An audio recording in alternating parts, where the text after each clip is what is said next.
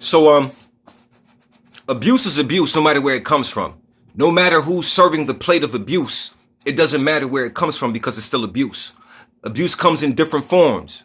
You have verbal abuse, you have emotional abuse, you have spiritual abuse, you have sexual abuse, you have physical abuse. You have these different forms of abuse, but the reality is that it's all abuse. Now, most of the times when we hear about the term domestic abuse, domestic meaning home, the home front, what's happening in the house. So that's something that's very important because in our community, domestic abuse, as well as other communities, it exists. And this is something that I want to touch on because we see all the time, and the conditioning all the time is that a woman is property, and that when you can't maintain your property, you're supposed to maintain it and control it any way you can. And a lot of times this turns into abuse because you can't control, another human being. Slavery doesn't exist anymore. You don't enslave another human being. So what happens is you get methods of what we call control, which is abuse that's exhibited from the other person. And this abuse, turns into many different things. Now, my thing is this. We hear oftentimes about the woman being abused in the home. Women are the biggest count of domestic abuse. We see it through movies. We see the misogyny. We see it. It's kind of ingrained in the society values. But what we're not discussing is a new population. And it's not even new. It's rarely discussed. And this population is about domestic abuse from the male perspective. You have males who are in domestic abusive relationships. You understand? Who are just as much abused as a abused woman. Psychologically, mentally, emotionally, verbally, physically, they're abused.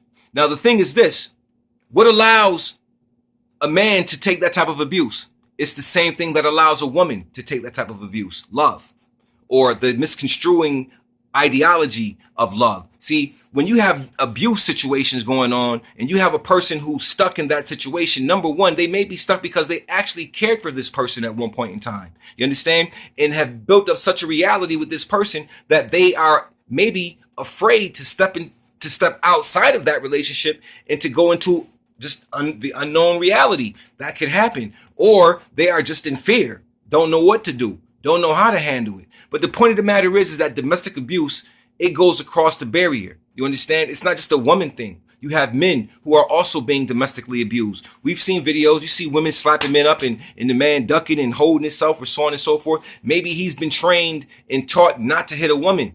You understand? Maybe that's why he doesn't defend himself in that manner. Maybe he can't defend himself in that manner to actually defend himself from his woman because maybe she can fight. I don't know. But the point of the matter is that this happens both ways. And my mother always told me, I have a mother and a father. I'm saying? Very fortunate to still have them in this world. But my mother told me that a real woman would never allow herself to stand up in the face of a man and to not be treated like one.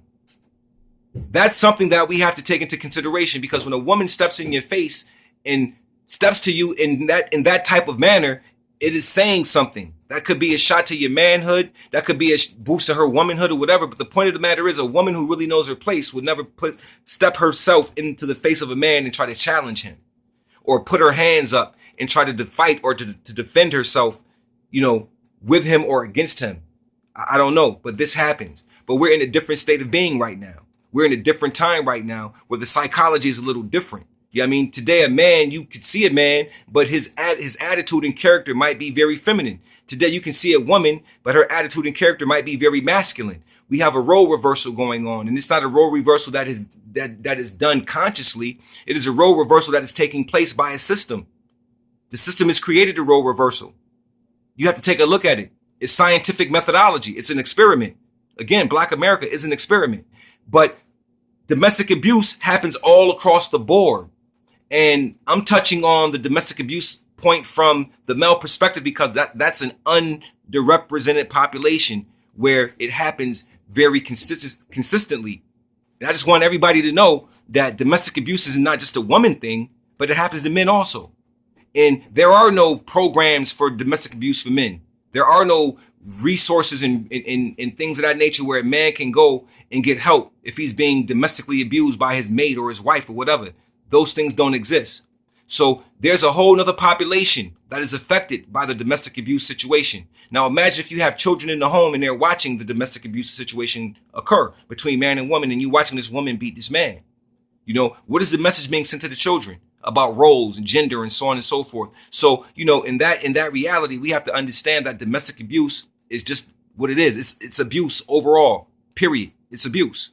So in order for us to maybe not have that situation, we have to explore what abuse is. We have to begin to maybe sit down and discuss what we consider abuse and how that works. Because culturally, some things may not be considered abuse. You know, when we discipline our children, that's not considered abuse to us because we were disciplined.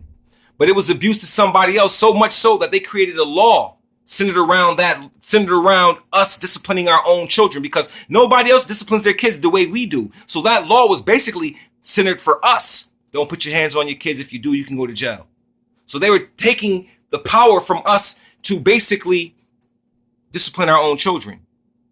That's abuse in a form also. So, you know, there's different methodologies, but the point of the matter is that domestic abuse exists, and we have to examine these things. And if we don't examine it, it will continue to exist, and we'll look at it as normal, and it's not normal. It's a problem. Anytime you have to put your hands on another individual to get your point across, it's a problem. If you can't get your point across without putting your hands on that person, you don't need that person. Don't you understand that? And if that person can't get their point across without putting their hands on you, the person who's getting hands put on them, you don't need that if they can't communicate with you properly. You understand what I'm saying? Because to physically grab you and beat you and so on and so forth is not a form of communication. That is a form of oppression. That is a form of tyranny.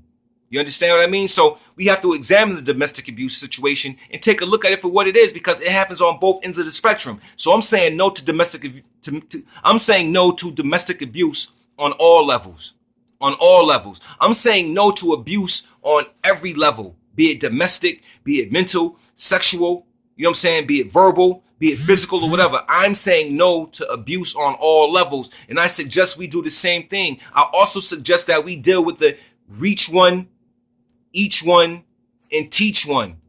You understand? If we reach one, each one that we reach will teach one. That's the whole ideology. We must become mentors again and take somebody under our wing and raise them up, even if it's just one person.